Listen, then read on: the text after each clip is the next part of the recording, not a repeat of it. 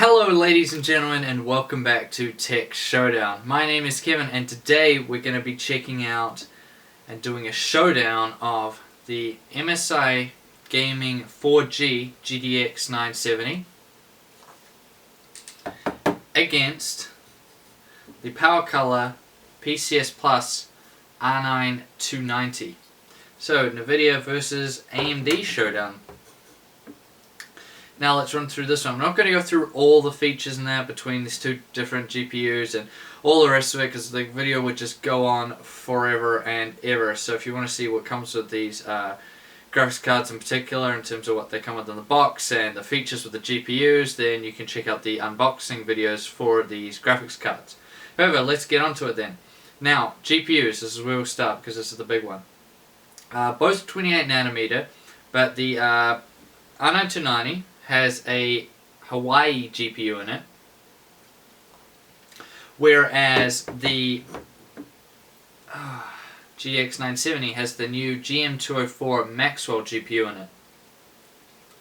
Now both of these are cut down versions of their big brothers. Obviously the big brother to 970 is the 980, and the big brother to the 290 is the 290X. So these are kind of like a 10%, 20% cut down GPU in these ones over their big brothers. Now, there's also a difference in the GPU speeds coming out of both of these guys. So, the GTX 970 has GPU Boost 2.0, which has been around for a while now, and that's basically, it'll automatically overclock itself if temperatures allow. With that being said, this one I had went up to 1316 MHz all by itself with GPU Boost. In contrast, the R9290, which doesn't have a technology like that on it, goes to 1040 MHz. So there's a big difference there in clock speed, significantly higher on the GTX 970, and keep that in mind when we get to the benchmarks later. Now memory, these have both got 4 GB of GDDR5 memory. The difference here is that the 290 has a lower memory speed of 5400 by contrast to the GTX 970's 7010 MHz. However, the 290 is on a 512-bit memory bus, whereas the 970 is on a 256-bit memory bus. If that sounds a little bit low, it's because the new 970, 980 come with a new memory compression and caching setup on them, so that's kind of why. That's one of the new features with these new GM204 chips. Which is why they're running that 256-bit memory bus. Now, we're not going to get through all the features, as I said before, because there's just so many with these cards. Now, the coolers. The PCS Plus is what I'd say just a raw, big, kind of not, I wouldn't say not sophisticated, but not as sophisticated cooler. So it's PCS Plus stands for Professional Cooling Solution. Comes with 2 sets of aluminium fins here, 2 aluminium heat sinks, 4 6mm heat pipes and 1 8mm heat pipe, and a pure copper base which covers the entire GPU. So this thing is absolutely massive. As you can see, this is a thick, big graphics card with triple fans on it too. So really big, huge, but excellent cooling on the PCS Plus. Now the MSI Gaming 4G GTX 970 is kind of different in the sense that they've gone for sophistication. So this comes with their Twin Frozer 5 cooler. It has 10cm Torx fans, and these work independently of each other. This one right here will only go with GPU speed. Now these Torx fans have kind of I don't know how it kind of juts out on every second fan on the inside of the blades. MSI is saying that's to decrease noise, and it also improves the fan efficiency. Not only that, but it has new improved heat pipes on it, which dissipate the heat faster and work more efficiently than Twin Frozer 4 cooler. And it has these airflow control, little indentations in there that go through. You can kind of see it. It's hard to show you guys, but yeah, but that basically it directs the airflow more through the heat sink, so the heat is dissipated more efficiently.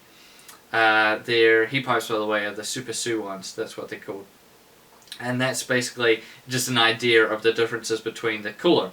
Now into features. So the R9290 PCS Plus has their digital PWM to decrease power ripple. That's great for overclockers.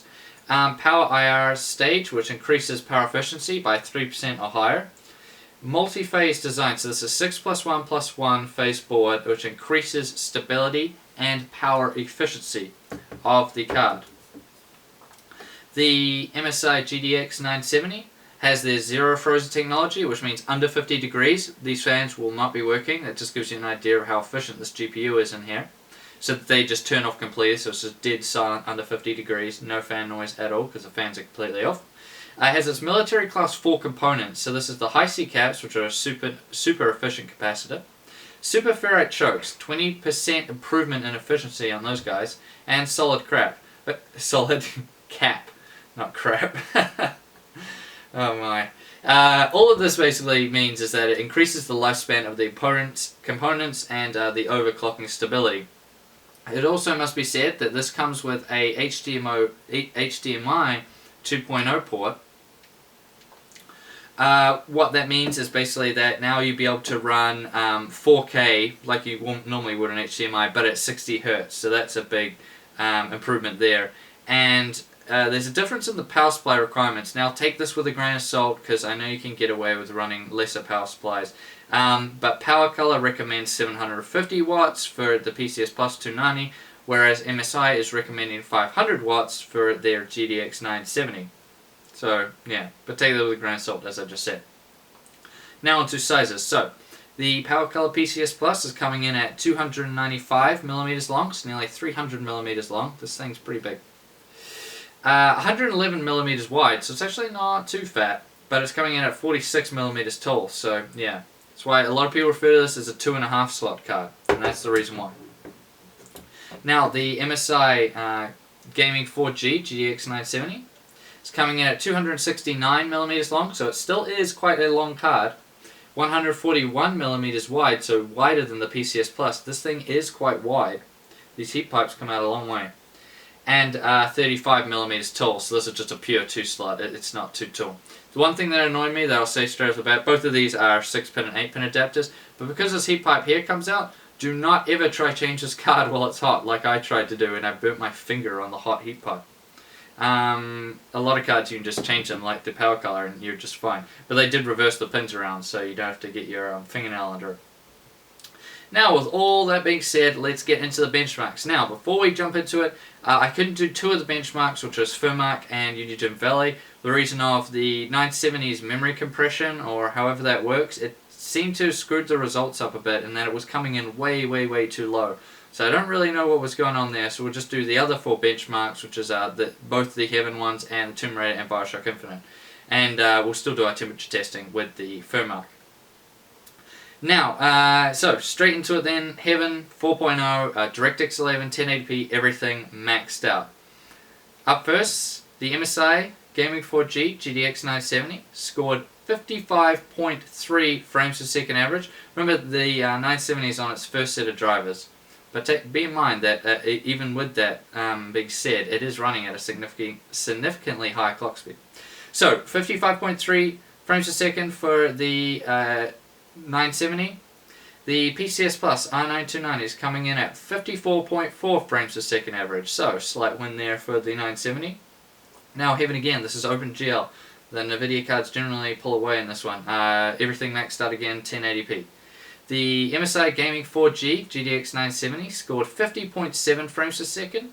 The Powercolor PCS Plus R9290 scored 39 frames per second flat. So big win there for the 970, but that's kind of to be expected. Now onto some games. This is where it all matters. So on everything maxed out, Tomb Raider, 1080p without VSync.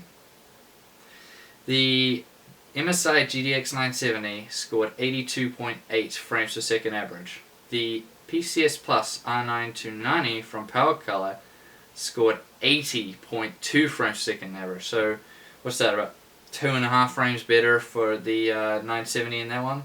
And Bioshock Infinite. This is on user setting 2. The MSI Gaming 4G GTX 970 scored 116.8 frames per second average.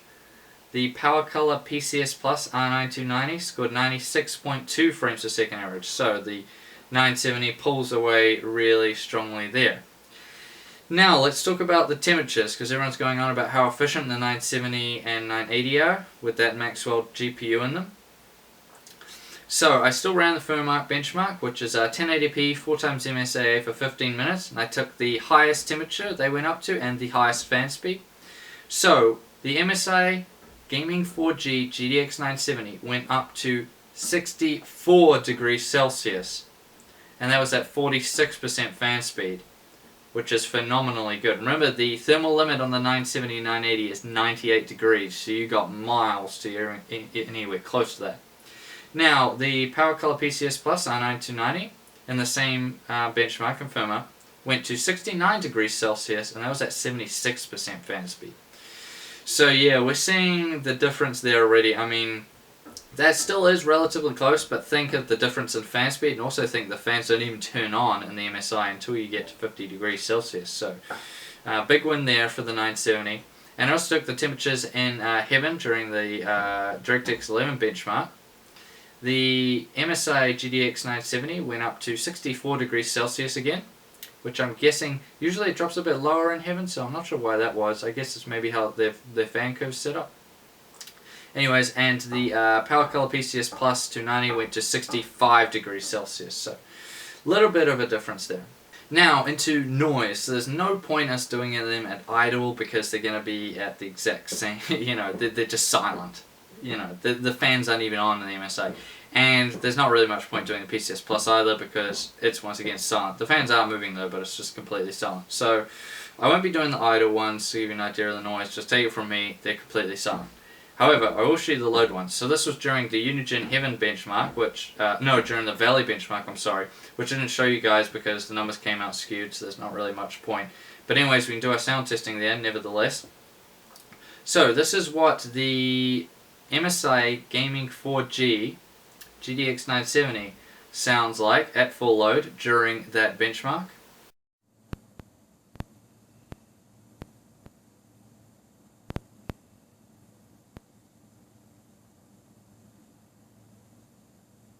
And this is what the Powercolor PCS R9290 sounds like during the exact same benchmark.